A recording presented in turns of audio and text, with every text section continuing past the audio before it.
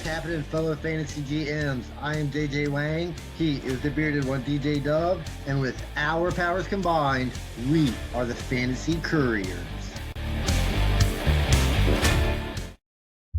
JJ Wang, we are in July. Mini camps are over.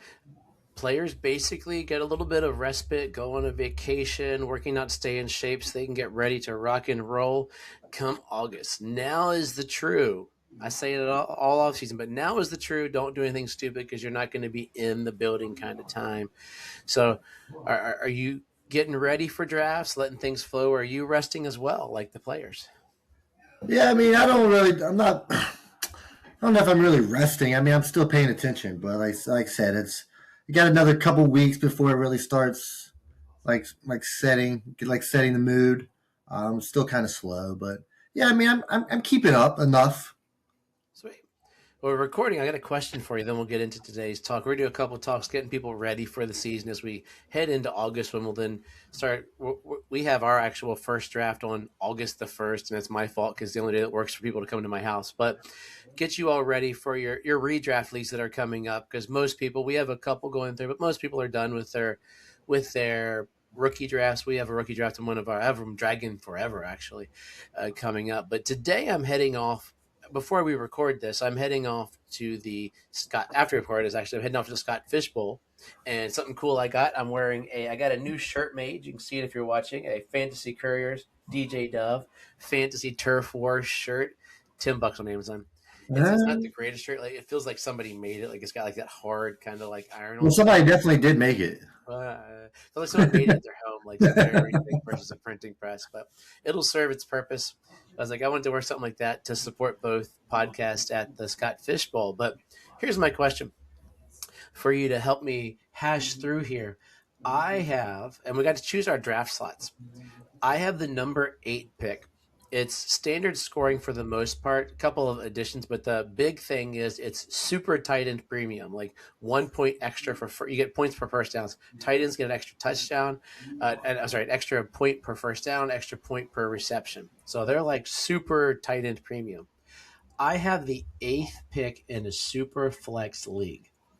I'll give you ECR on Fantasy Pros, and you tell me where you think, what would be if you had the 8th pick, who would you be looking at that point? So ECR, here's the top 10.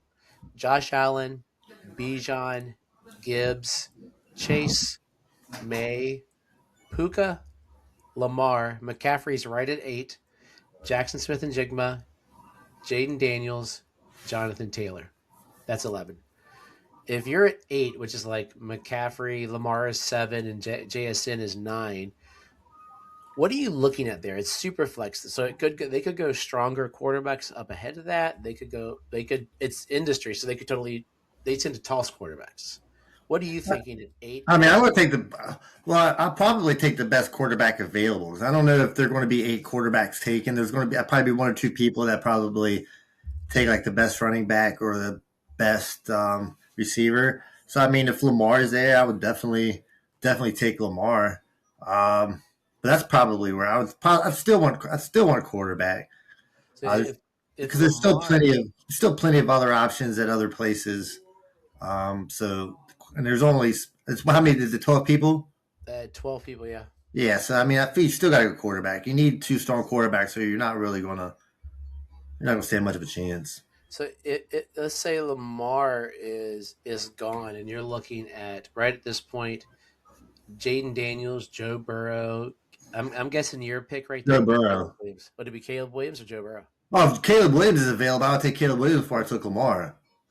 Here's a question. Do you believe, and I didn't even think about this, do you believe in the Madden curse? No.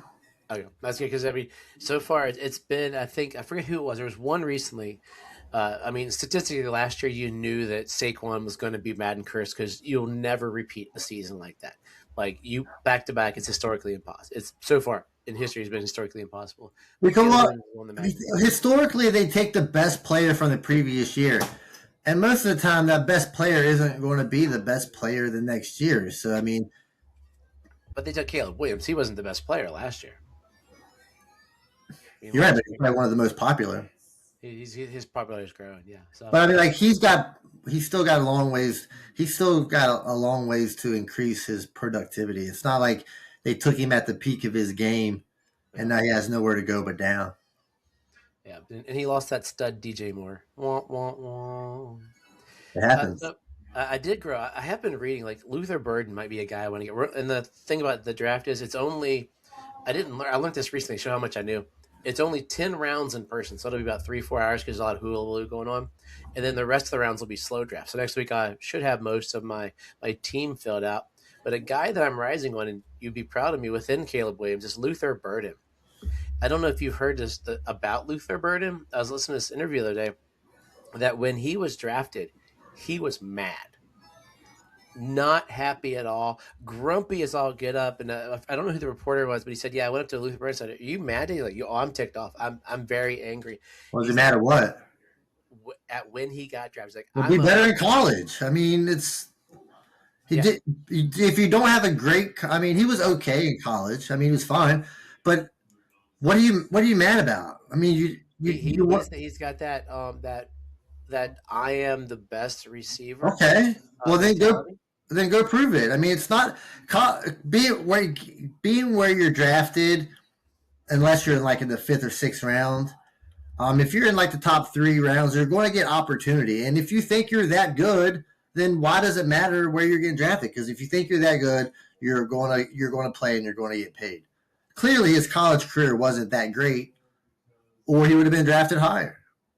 I mean, Completely mad only coming once. out of Missouri, nothing great. 2000, he only had 676 yards. So Yeah. he's So first off, if you want to be a receiver that gets drafted into the NFL, don't go to Missouri. I mean, it's pretty simple. You went to Missouri. How many receivers have come out of Missouri that are drafted in the first round?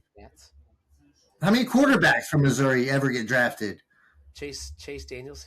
So why are you mad? So you have 600 yards in your what was it 700 yards in your senior season, and you want to get drafted in the first round? Sorry, dude, that's not how this works. Be mad. Cool. So yeah, he peaked in his sophomore season with 12, 12, 9 touchdowns, and he came out as a junior with 676 and 6. But he did that thing that he does where he made a list of all the guys selected before him. So I guess he wanted to be a combine darling, and now he's like saying, "Those are the guys that are picked in front of me. I'm going to be better than them." And the answer to your question is Jeremy Maclin, Yeah. So 19th overall to Eagles. That's pretty much it. But yeah, so it's the chip on his shoulder made me go, okay. And it's not like a what's I don't understand the chip on his shoulder. Where's the chip on his shoulder coming? He has 600 yards in his last season. You're not going to get drafted in the first round with 600 yards. I'm sorry, dude. Yeah. There's Maybe he's got an inflated persona. So the question then being his inflated persona from, hey, I should have been a first round pick with 600 maybe yards. shouldn't How much are we inflating him? Are we, because he has moved up. Let me pull him up real quick while you're. How much do you think he's going to go overly inflated? Oh, I think he's going to be definitely over. I don't think over. 22nd. He is a wide receiver too, right at the cusp. 46th overall pick. Is that too high for him? Like, would you rather have him, or I mean, the thing is, he's ahead of Rome. Would you rather have him or Rome on the same team? I'd probably have Roma Doomsday probably. He's ahead of my boy Christian Watson, who I'm all in on him. My chips, he might be my top guy this year, I think. Which is Well, I mean, I don't have any issues with him over Christian Watson because Christian Watson has done nothing his entire career except get injured and have a highlight play here and there. But he's done what Burden did. He had about 4 great weeks. You know, they've done the same thing in their careers. Just Watson's been hurt and played. no, but see the difference is Burton's a rookie. Yeah, he was. Christian Watson's in like his 5th year. There's a big difference. In redraft, would you rather have Devontae Adams and 12 touchdowns or Burden and what could be? I mean, that's Adams has like a floor. I would say probably a 10 touchdown floor, right? I think Adams is probably a little safer. I think you can get one more year out of Adams. I think he's probably a little safer.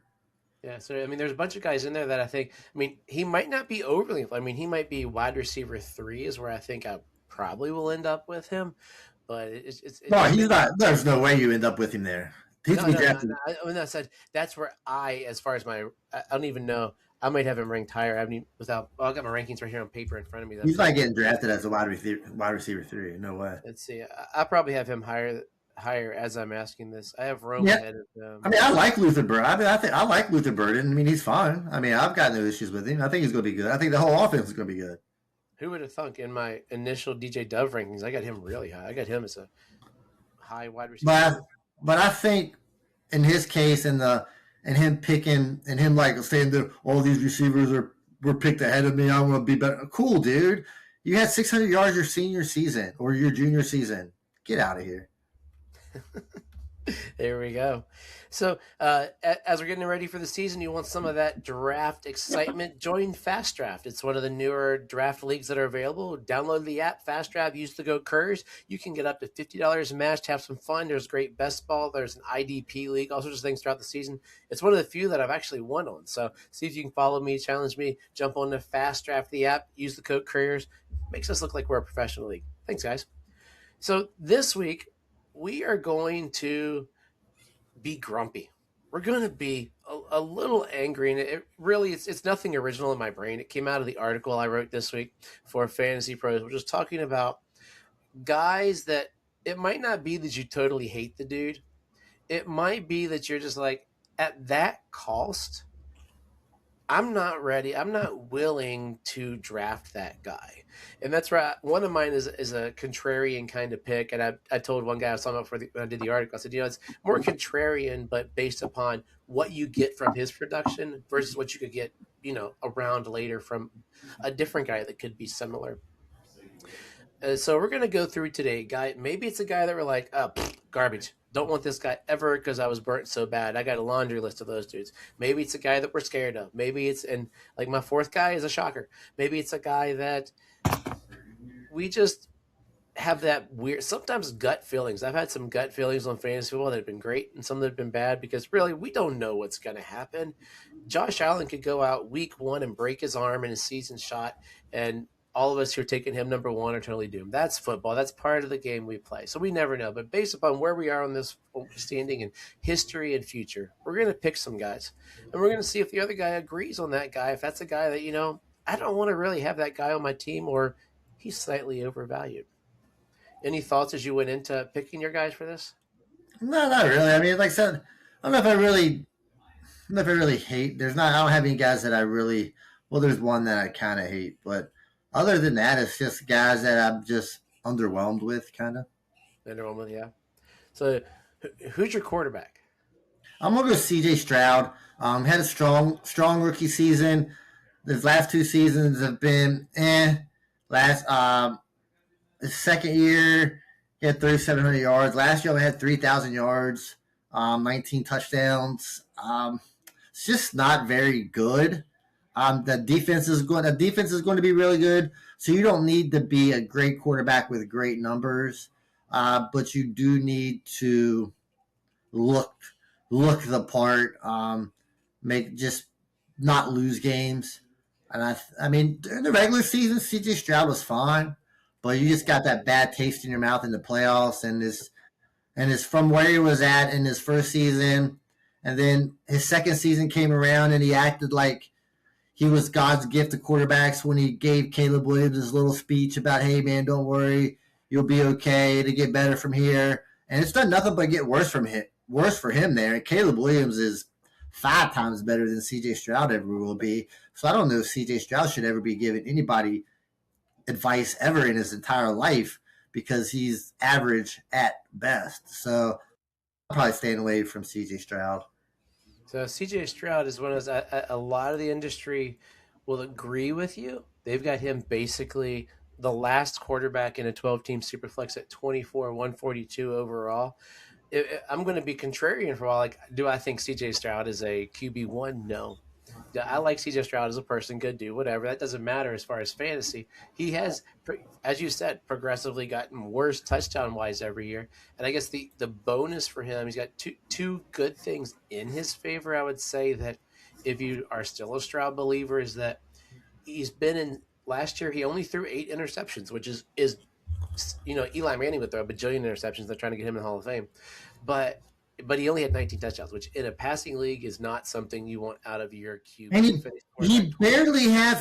he barely had 400 passing attempts. Yeah, So $422.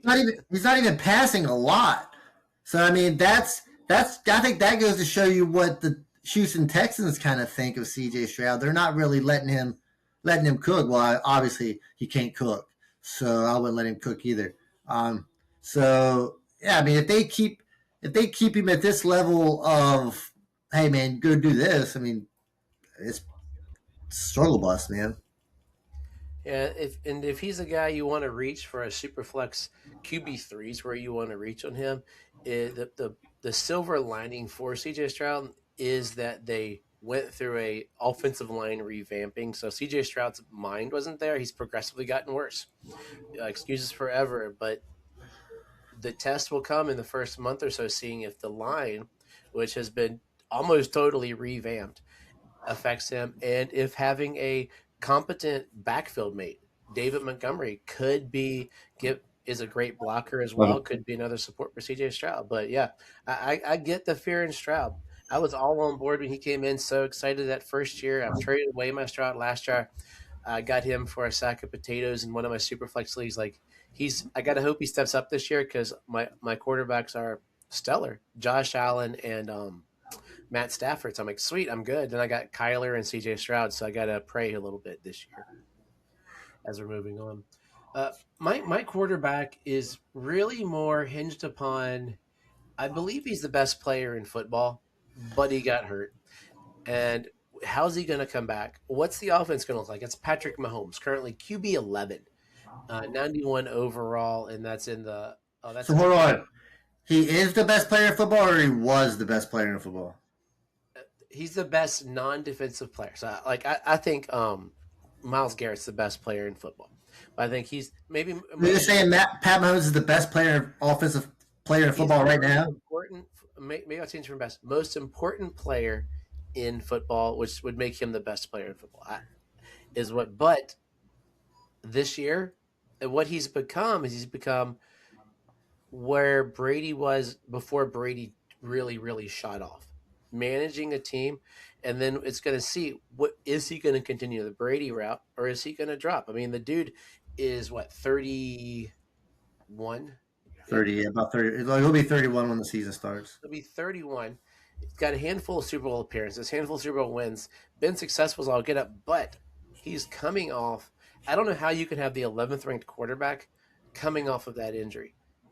He might because his name's Pat Mahomes. If his name was anybody else, he wouldn't be the 11th ranked quarterback. And the thing is, for fantasy though, like he's really since 23, he was quarterback 8 and 23, quarterback 11 and 24, quarterback 11 and 24. So they're staying consensus.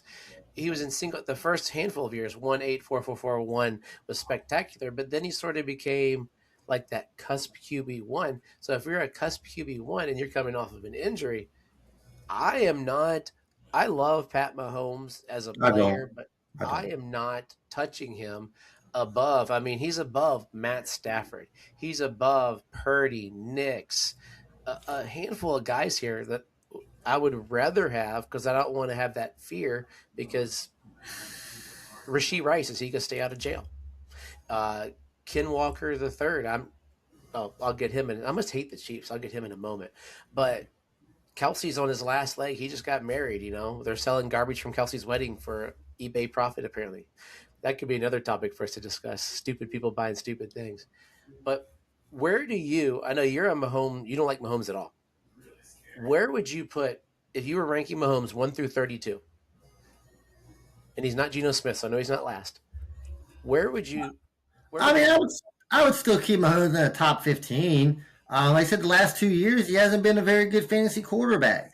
And last year, before he got injured, he had 35. He played 14 games. He had 3,500 yards, which is fine. 14. Yeah, 14. Yeah.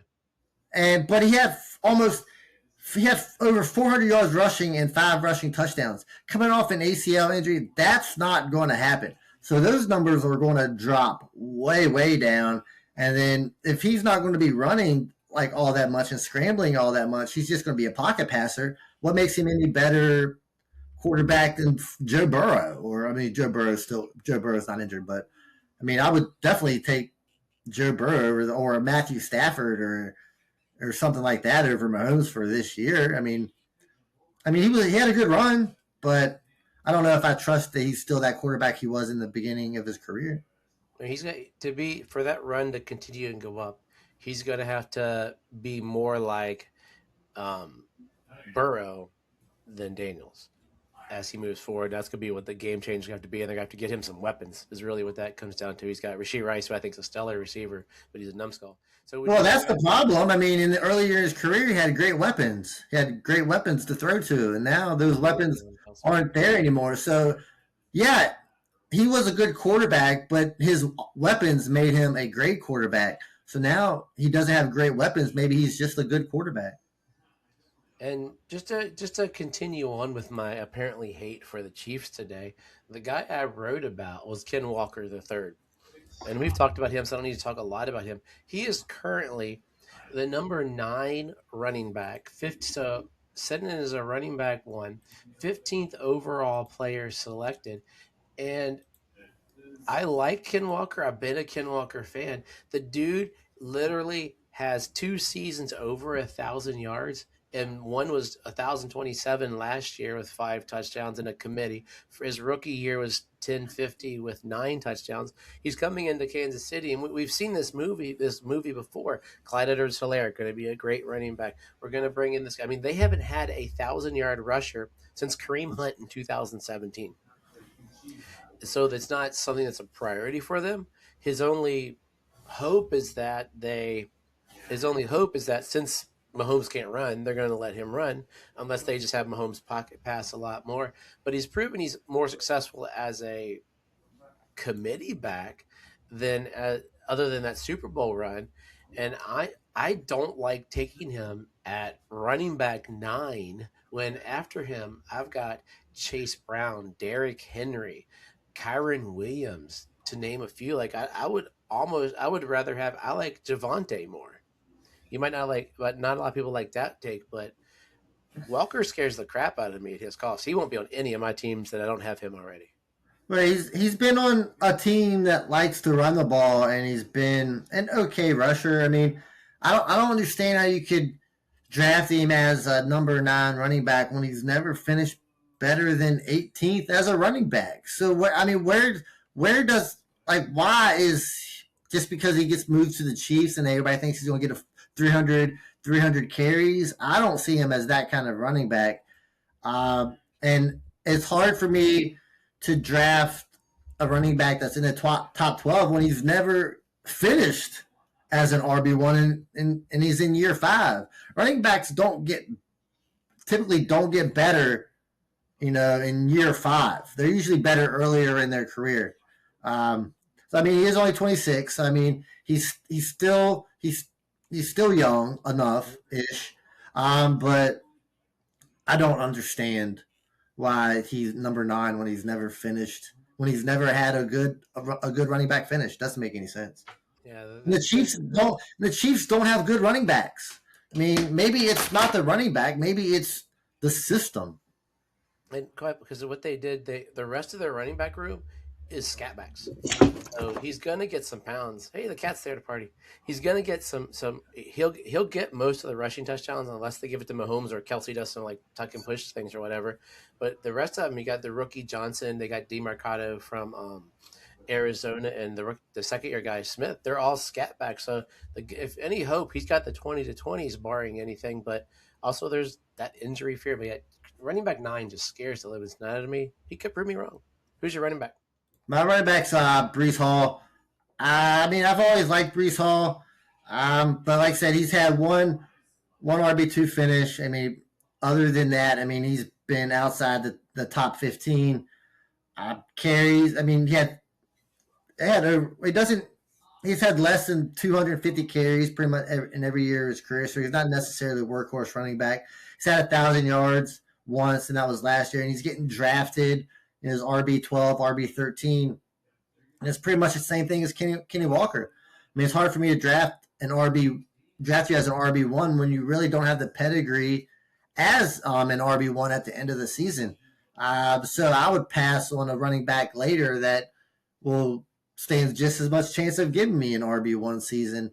So I think Brees Hall is, I mean, he's still a good running back. I mean, I still got him on a team. I mean, I'll keep him on my team, but I won't go trade for him or I won't go drafting him like that. I mean, he's just a good RB2. Yeah, and Brees Hall was the guy. Like my thought, Kenneth Walker. It's more my thought on Walker per se. Going when I heard Brees Hall might go to the Chiefs last year, I was excited. I mentioned you can listen to the podcast earlier in the year, guys, when I was talking about Brees Hall to the Chiefs. I think would have been better because he gets more receptions. I mean, his RB2 finish was because he had 76 catches. His problem is he plays for the Jets. Last year, before the season, we're like, hey, why do we love this guy? We love some Brees Hall as an industry. Brees Hall, great player. Okay, you're a great player, and last year was your first 1,000-yard season, and you had 1,065 yards and 4 whopping touchdowns because you play for the stinking Jets. That stinks. It's not good. I mean, luckily you played the Dolphins twice. You can't play the Jets, but you got to still play the Bills. You got to play the Patriots, and the AFC East has a brutal schedule, so it's going to be rough for Brees Hall, who is going as like the first of the RB2s. So Brees Hall is going ahead of Kyron Williams, who I mentioned earlier, ahead of Josh Jacobs, who some people are worried about, Scadaboo. I'm high on Montgomery. I'm going to talk about him probably in the next couple of weeks. I think his situation's spectacular for him, but he's going up there. Am I still probably going to reach for Brees? Yeah, there's that weird love they've told us we got to have, but yeah, he scares the living crap out of me. I'm with you on that one. Yeah, Scadaboo's another one I wouldn't draft either. Right, the injury coming back? I don't know. I don't know. I'm just not a fan of Cam Oh, Scadaboo. hey, Travion Henderson's 22. With the Ramondre Fair, would you rather have Brees or Travion, who showed spurts? I mean, if it's just for this year, I mean, I think it's a little closer between Brees and Travion Henderson because, like I said, I still think they're going to give Ramondre some run. Yeah, But overall, I mean, if I was doing a dynasty. Yeah. dynasty league, I would prefer to have Travion Henderson. Yeah, this is that odd time of year when we're in Dynasty, you're looking almost like a redraft manager unless you're done, and then you got to look future. It's a confusing thing if you've never done Dynasty. I don't realize how many people don't play Dynasty when I talk to guys. I'm like, whoa, I guess that's our baby. So it's a matter of redraft Dynasty mentality. So who's your receiver? My receiver is Lab McConkey. I'm just not a fan of Lab McConkey. I think he's highly overrated. He had a pretty good first season. It was okay. I mean, he definitely went above and beyond what I think he could do. But I don't know. I'm not gonna sit here saying he's not going to be. He could be good. Just something about him. I'm just not buying into. I just don't see him as a wide receiver, as the wide receiver one type. And a close second was Jalen Waddle. I hate them both. You just want to take both. Like Lad is that to me is a lottery ticket this year. I wrote about. I was talking to a guy the other day about like Quentin Johnston. I'm curious about this year because is the modern day Mike McDaniel is the modern day Josh McDaniels, modern day Norv Turner, who I think is going to see his career when he gets done as a great offensive coordinator and as head coach was kind of meh. But if he can bring out what we think he's going to bring out in the Chargers people are going way too high drafted. McConkey, I think I just saw was 16th overall or something like that for receivers, give or take. And last year he pretty much pooped the bed.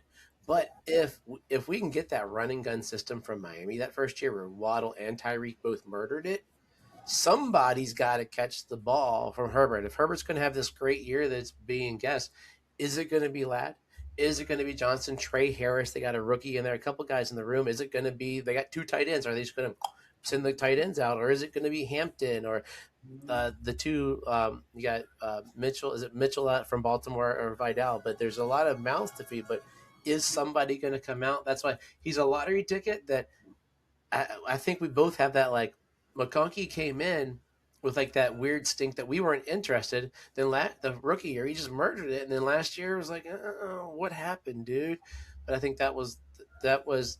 It's to a bigger extreme even Houston because they lost some Pro Bowl linemen. Which affected Herbert's timing, affected all that. So getting Alt back there on the left side could really help this team this year. And great, what I believe to be a really good offensive coordinator. Could change, but he scares us not. I mean, am I taking Lab McConkey at 35?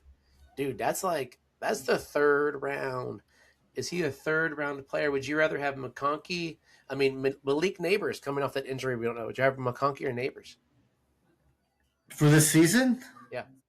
well, McConkey, I don't even know if Neighbors is going to play. Okay. How about here's one: McConkey or Garrett Wilson? Garrett Wilson, it's not even Uh, close. McConkey is ahead of Luther Burden, who we talked about. McConkey or Tet McMillan? Ted McMillan, it's not even close. McConkey or Jalen Waddle? Jalen Waddle, it's not even close. I don't even like Jalen Waddle. Okay, that's what I was curious about. So yeah, I'm a little petrified of McConkey. So in the article, I went cantankerous, and I wrote. We talked about it briefly. CeeDee Lamb. CeeDee Lamb is currently the number 5 receiver, number 9 overall player being drafted. And do I believe CeeDee Lamb is a great receiver? Heck yeah. Do I believe and do I believe CeeDee Lamb is going to have probably his standard season? So we're looking at, probably 1,100 yards, 6, 7 touchdowns. Yeah. But the thing is, you're getting that production at player 9, 5 wide receiver. Do I believe that if I go from player 9 all the way to 23 and take George Pickens, do I think they're going to have similar lines? Yes. So instead of taking CeeDee Lamb that early, so this one's all about draft position, I can get a running back there and then wait and get George Pickens, Devonta Smith, AJ Brown's closer, but Drake London a little while later. Those are guys that could fall down into that area that I think could have a similar stat line as opposed to giving up that high pick on a player who I still believe is good. So unlike the other guys we thought are going to have regression or not be good, I believe CeeDee Lamb and the Cowboys offense is going to be great. But I think the price you're paying, you can get the same value a little later in the draft. So that was my contrarian pick. You love some CD. What do you think about that? I mean, I like CDM, but I think I don't know if he's number 5. I do feel like he's a little overrated. But I don't know if I don't like George Pickens. Like you said, George Pickens is fine, but George Pickens was really, really good when CeeDee Lamb wasn't there. When CeeDee Lamb was there, George Pickens wasn't as good. So I don't know if I'd be any more interested in George Pickens as I would be CeeDee Lamb. Well, I had to look that up too. There were a couple of games where they were both there, and Lamb was down. 2 of Pickens' big games, not as big games, as better games. Lamb was down, had like 69 yards, 67, somewhere in there yards. So there were a couple games. I thought it was a lot more skewed when I was writing the article, but it wasn't. You could still see Lamb as the alpha. Yeah, sure. Pickens is the wide receiver 2. I'm not going to make him wide receiver 1B for you. Yeah, thank you. Because I mean, there's wide receiver 1 because wide receiver 1B is the number 2 wide receiver. So you got CeeDee Lamb when at this point you could take Genty, Cook, Barkley, Hampton, Chase Brown, Derrick Henry. Would you rather have CeeDee Lamb or any of those guys in a half-point PPR? I wouldn't take any running back. I don't think I'd take any running back over him. Okay, so you might. Would you take CeeDee Lamb over AJ Brown? That was kind of close. Justin Jefferson? I think I'd rather have Jefferson. Drake London? I think that was kind of close too. I like Drake London. Drake London's like 20, so he's wide receiver 20. So that's probably that's sort of the idea in my thinking. There is if you can go with a hero, like somebody might slide down there that's a running back, because Genty, although we say he had a bad year last year, the dude still got the rock a lot. And he's good. He did have a bad year. He just got the ball a lot. Yeah. So, but that's all you need. I mean, guys that he had a bad year compared to drafting him at RB3 or whatever it was last year. Silly. So, well, they're still going to draft him. He's still going to be drafted like that this year. Well, he's RB5 currently. So yeah. Yeah. So what's the difference RB3 and RB5? I mean, it's when you're drafted in this day and age when receivers are drafted higher. But I mean, it'll be interesting in that. Honestly, RB5, RB3, pretty much the exact same thing. Oh, it is statistically. That's the same idea. That's where the CeeDee Lamb idea came. So if he gets 55 receptions and he had less than 1,000 yards with his receptions, will be key for him. So that's an intriguing one. Real quick speed round with your last guy. Give me a reason why you like it, and I won't rebuttal. You give me I'll give you my guy. Did you do you did your wide receiver, right? Well, my last guy was going to be Jalen Waddle. I don't know why I brought him up into the. into the other conversation. But yeah, that was going to be my walk. I was probably going to stay away from Jalen Waddle too. Now, even though he might be semi-effective in the Denver offense, Bo Nix likes to throw, doesn't mind throwing it short, so that would work in his favor a little bit.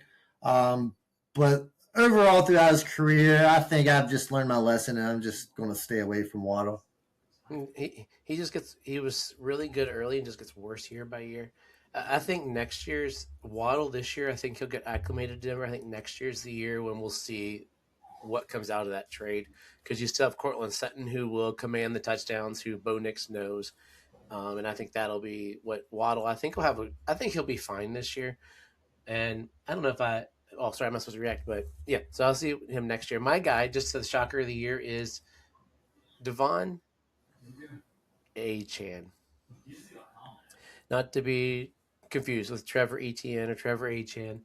Devon Achan in Miami, and it's more just because I've got to love my team and I got to want guys for my team, but I am scared to death about how bad they could be. And if the passing game is that bad, because Willis is going to have to run for his life and throw to a bunch of Jags, like not Jacksonville Jags, but just the guys, then why won't they put everybody in the box? And we just got to pray that, you know, he doesn't get run over there.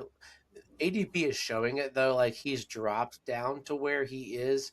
Uh, it's just yeah, he is running back 11, so it's not up. He was 6 earlier, but you're seeing him drop down the list a little bit to be running back 11. So I think it's starting to go there, but he still just scares the snot out of me from that position as well, and what he can Yeah, do. I agree. I agree. I'm scared of the guy too. So, and I love that dude. You know, I got on him when he got on. He's shown he's nothing but great. And I mean, if I'll say this, if he has a great year this year, then I think he's got to be in that high discussion next, like very high discussion next year. Because to survive this, when if they're rebuilding, it should get better each year. Well, hopefully, we'll see. It So take should. some, and I'm gonna go draft some football players. Yes, my words of wisdom. You can probably guess what it is. United States soccer is just as bad as United States soccer has ever been. Yeah, we can beat the 40th ranked team in the world, but when it's time to play like the top 10 ranked teams in the world, we are clearly not on that level. It's fun to like maybe see it, but it's clearly nowhere near the rest of the world. So it was fun while it lasted, I guess, but the ending is always the same. So as always, trust yourself and trust the process.